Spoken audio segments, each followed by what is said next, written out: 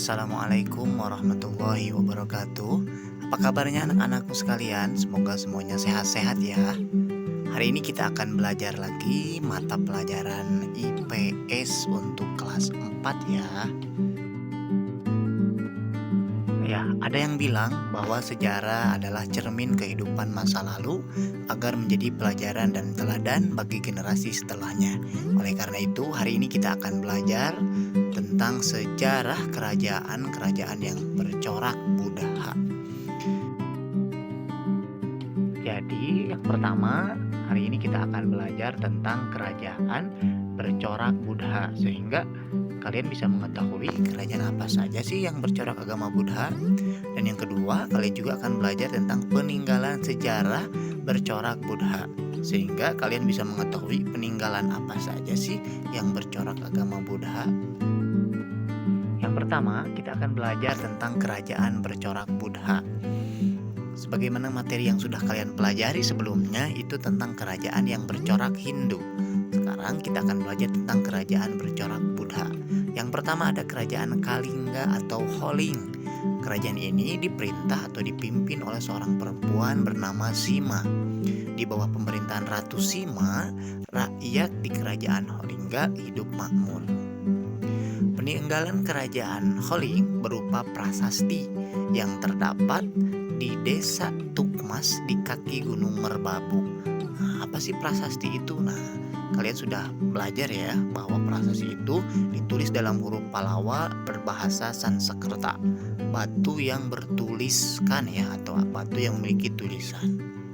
Itu yang pertama ya. Yang kedua ada kerajaan Sriwijaya. Kerajaan Sriwijaya ini berpusat di muara Sungai Musi yang terletak di kota Palembang sekarang ya. Puncak kejayaan kerajaan ini pada masa pemerintahan Balaputra Dewa, yaitu anak Samaratungga. Nah, ini semua kerajaan itu memiliki masa keemasan atau puncak kejayaan. Prasasti Sriwijaya yang ditemukan jumlahnya ada 7. Jadi sangat banyak sekali ya. Untuk prasasti apa saja kalian bisa baca di buku cetak atau buku paket halaman 101 tentang 7 prasasti Sriwijaya.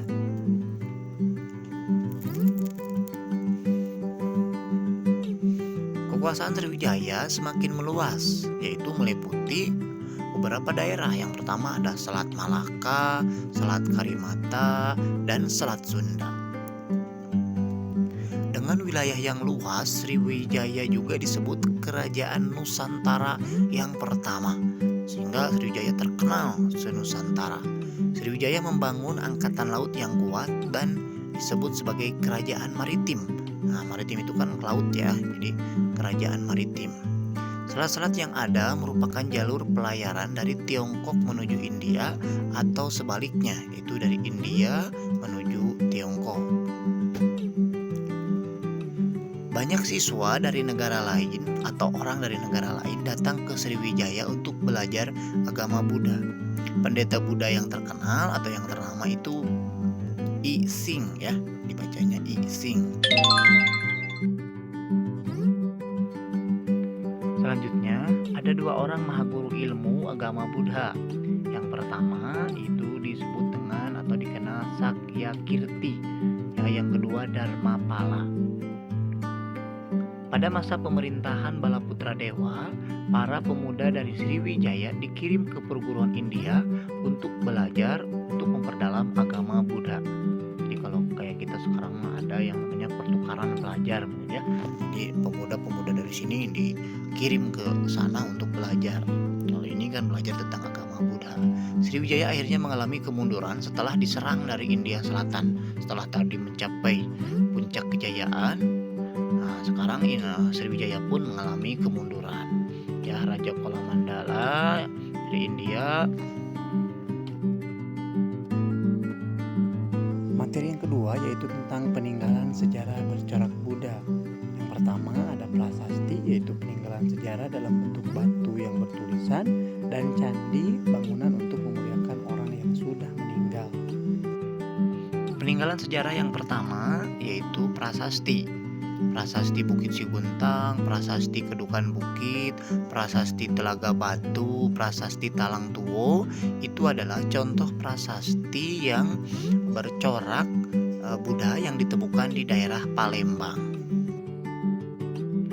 Selanjutnya, Prasasti Karangberahi yang berada di dekat Jambi, Prasasti Palang Pasema yang berada di Lampung, Prasasti Kota Kapur yang berada di dekat Bangka merupakan contoh prasasti yang bercorak Buddha.